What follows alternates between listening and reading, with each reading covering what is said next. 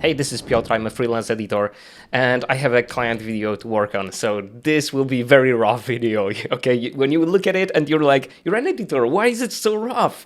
That's because I have a client thing to do. But because I care about streamlining the workflow in Premiere so much, you know, I'm the creator of Essential Motion, Ultimate Presets for Premiere Pro, and new plugins like Clip Exporter and Track Exporter and so on. So I really wanted to do this raw walkthrough of new features, which include Generative Extend, the new search panel, and a few minor ones. So let's have a look. And first of all, the waveforms in Premiere Pro are dynamic now. So if I add those keyframes over here and raise them, you can see that the waveform is dynamic. It scales up and down, and it applies only to the keyframes and to this rubber band that we have over here. So we can, like, you know, turn the volume up or down for the whole clip.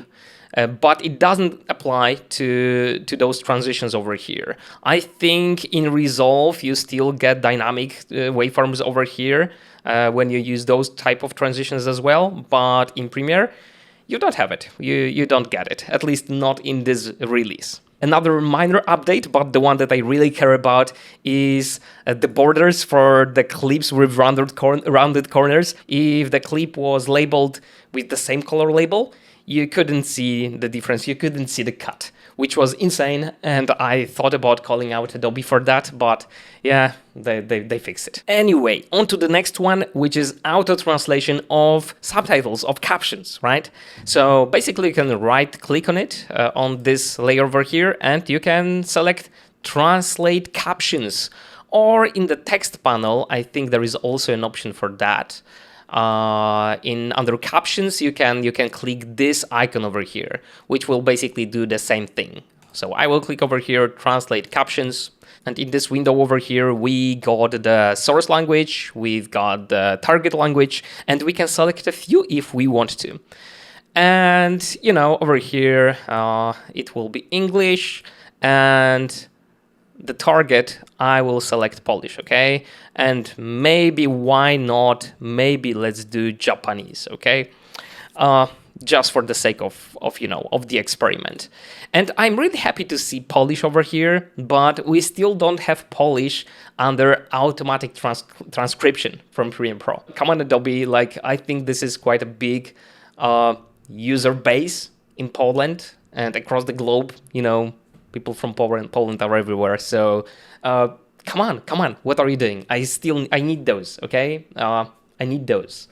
I haven't been editing for Polish clients for a while, but now I do have a Polish client, so I could really use those. Thank you in advance.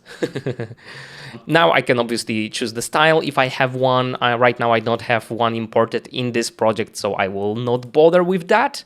And the maximum length of the characters and so on, my minimum duration, right?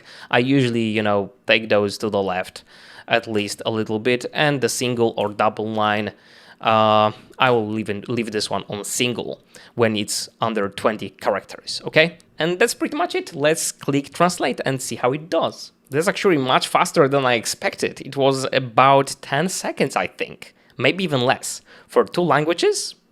And the video is like 12 minutes long. I mean, the captions aren't everywhere, on every beat, on every clip, but still quite impressive, actually. And now an important update to me is that we can enable multiple tracks, multiple caption tracks, which wasn't possible earlier. So it's good that you can do it now, okay? So I can display language, Japanese language, you know, just below. And here we go, I've got the Japanese titles now.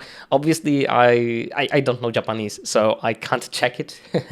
And to be honest, I would still have to check it if it would be for the release. But you have that possibility now inside of Premiere Pro, which is quite exciting and really takes much shorter than I expected. Okay, let's move on. And the next one is quite important, I think, because it has to do with the new color gamut curve that Premiere is using for their color science. But I have to mention, I am not great at color. So color science is not my thing, okay? I really don't know about how it works and all of the, juicy details. And there is a lot to know about how color gamuts and color spaces work and so on. So I will not get into it. But what Adobe did with this release is still making it as easy as possible for the end user. So when you go to Lumetri Color over here, we've got this settings option over here. And it was there earlier as well, but now it really has all of the, necessary things for you to manage color in it. And as far as I understand it now, and I will know more about it in a few weeks from now, that's for sure, but you have basically 6 presets that you choose from. So you can disable color management, or you can enable it. And there are multiple options over here, like for, for HDR footage and so on. And basically once you enable those for the type of footage you have, the Premiere Pro takes care of everything automatically on their end. And what it means for you is that, first of all, it will be much easier to deal with multiple cameras, with footage from multiple cameras that have been shot in different log formats. But also it means that Lumetri will now work a little bit differently. And something that I've been accusing Premiere of for quite some time is that, their color science is not really good. And even, for example, if you ever used the exposure slider inside of Lumetri Color, it was so bad. It was like, they were like dropping opacity basically when you were just moving the exposure slider back and forth, right? Right now, it will work better because the internal color science is different and it takes into account all of the information from the log footage and so on inside of Lumetri Color as well. So this slider for exposure will actually work much better now and should represent what would really happen if you were to, dial it down or up, right? Okay, and now something that you probably have been waiting for, which is Generative Extend, a new tool, a new kid on the block. So over here, you have to just click this button, get started. And once you have the clip that you want to extend, and I have one over here, it's not super pretty, but, it has the information that I need. My actor saying goodbye to the crew. And I need to extend it a little bit because the camera got very shaky earlier on in the remaining part of this clip. So I want to extend it by less than a second. So we'll just drag this one over here. Oh, I got a message. Generative Extend doesn't support the frame rate and color space of this clip. Is this real? Come on, let me go back over here and I will disable color management. Let's see if this has anything to do with it. And I will also disable the LUT that I've put on that clip. And let's try it once again. No, it doesn't. It doesn't support. Why? I think it's footage from Sony camera. I know it's very noisy, but it doesn't matter right now. It doesn't support it for some reason. Could it be the frame rate? Let's see what's the frame rate. Let's see. Let's relay it in the project. And the frame rate is 50 frames per second.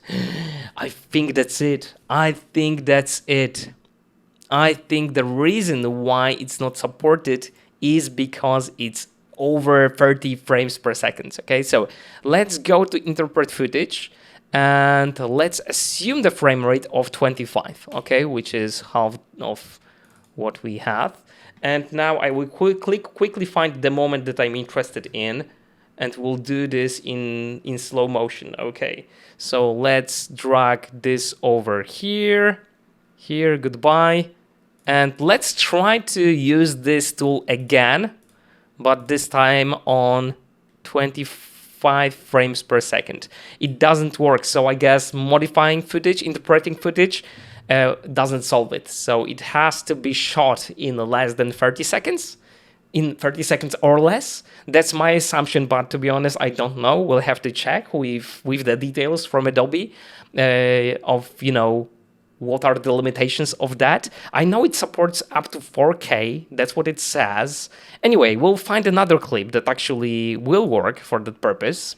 Okay, let's do this clip. I don't need it to be longer, but again, we're just testing the tool, right? So I'm switching to the tool again over here and grab it, and let's extend it by about a second, okay? More or less a second. Let's do it. Can't complete generative extend. Why? What am I doing wrong? Now the footage is not in more than 30 FPS. Is it because it's B-RAW footage? Blackmagic RAW footage? I don't know. Why can't you complete it? Okay, let's try it on this clip, okay? It's the third try, okay? I'm talking to my first AD, Alex, over here. So I select the tool again, and Generative Extend requires clips with frame rate up to 30 frames per second. Okay, so we've got the confirmation now, okay? We've got the confirmation now. By the way, I can press learn more, and let's see where it takes me. What kind of clips work well with Generative Extend? Throughout our extensive testing, we've succeeded with all sorts of clips, including humans, animals, landscapes, and more. Video clips that seem to work best have less contextual change in the shot, such as a fast sweeping camera movement. Audio clips with consistent noise or ambience also perform well. Clips that do not work well yet include archival clips with a lot of film grain or other noise. We look forward to your feedback to learn more. Free to use? Not exactly. Generative Extend is a premium generative AI feature in Premiere Pro. Those features are accessible through Adobe Firefly standalone plans and selected Creative Cloud plans until June 4, 2025. So it gives us like 2 months. You can try Generative Extend with complementary generations. After that, generative credits will be required. So there is that. That's a very important information for us users. So we have basically 2 months to test it, to play with it, for the price of the subscription we already have for the software. I mean, I kind of get it because it's costly to generate videos. So if someone would be generating 20 minutes a month, they would be losing a lot of money.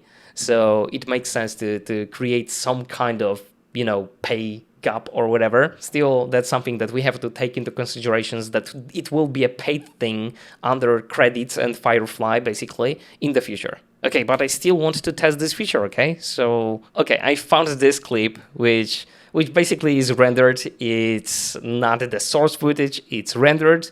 And I will use this to try to extend it a little bit. So by the end of it, it zooms on me and my lead actor, Renee. And let's try to extend that zoom a little bit. So again, by about a second. And this time it is processing, it is uploading. Let's see how long it takes, okay? It's 23 past noon, and we'll wait. And by the way, Generative Extend is happening in the background, so I can still move around. I still can play the timeline, I believe.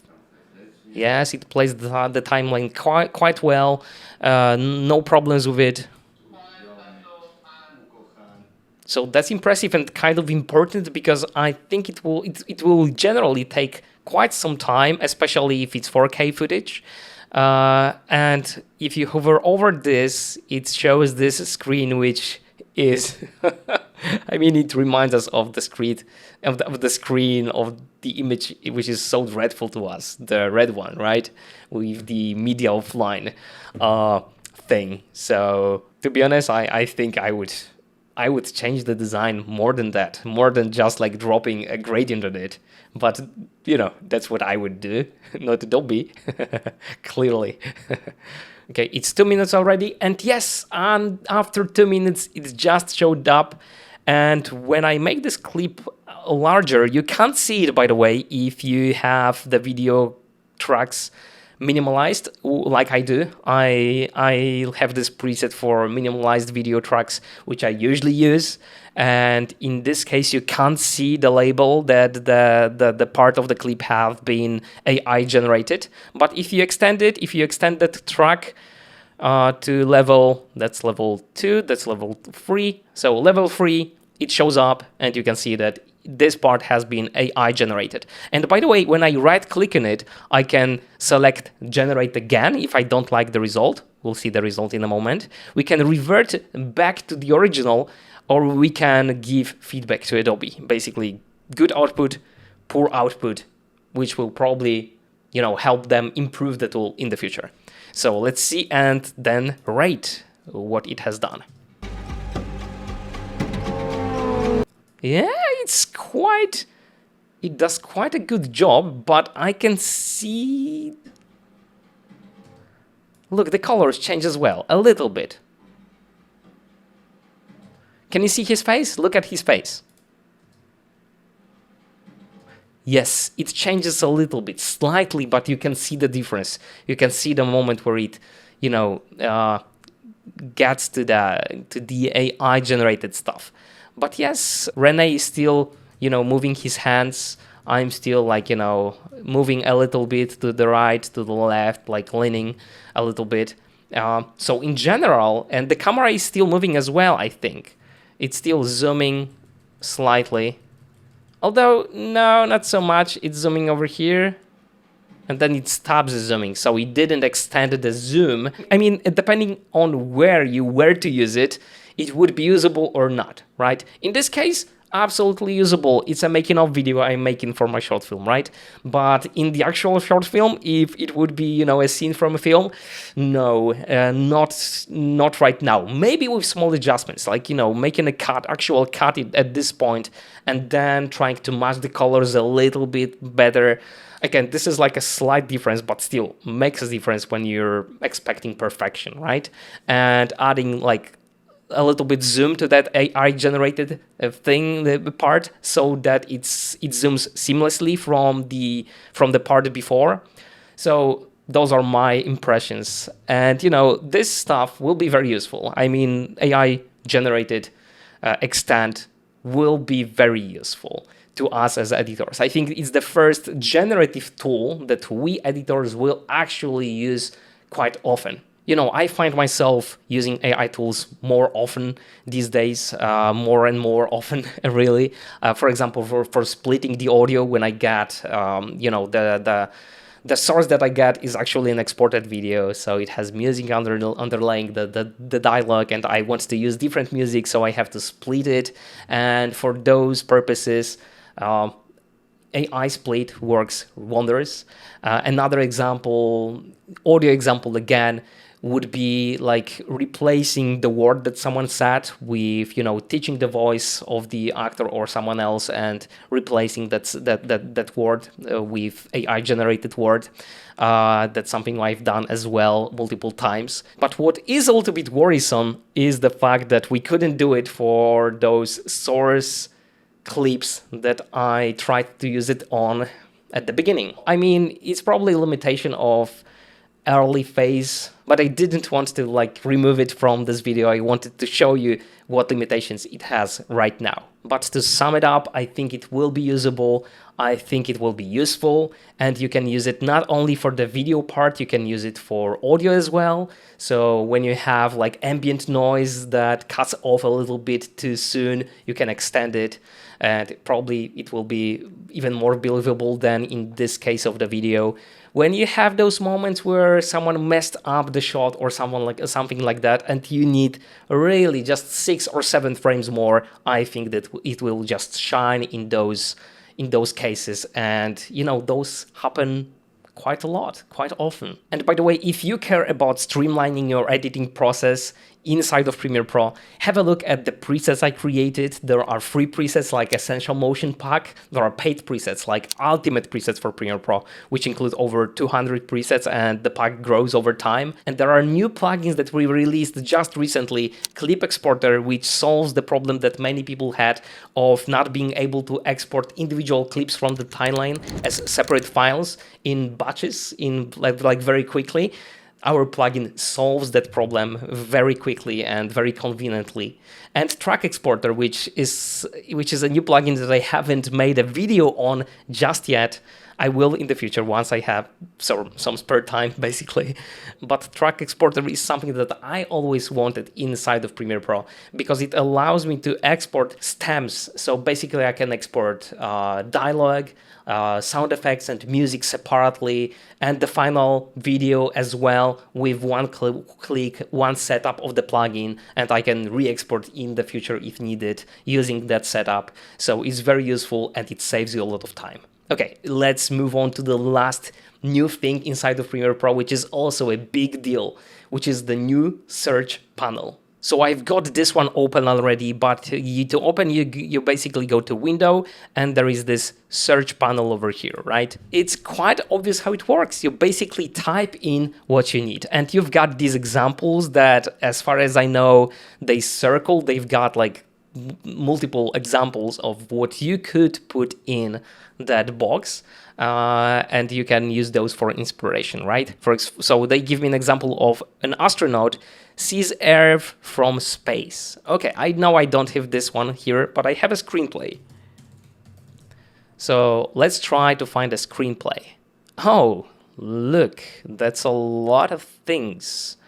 And we have screenplay in visuals, but there is an area for results about text. So if someone would be saying the word screenplay in the video somewhere, you would find it over here as well.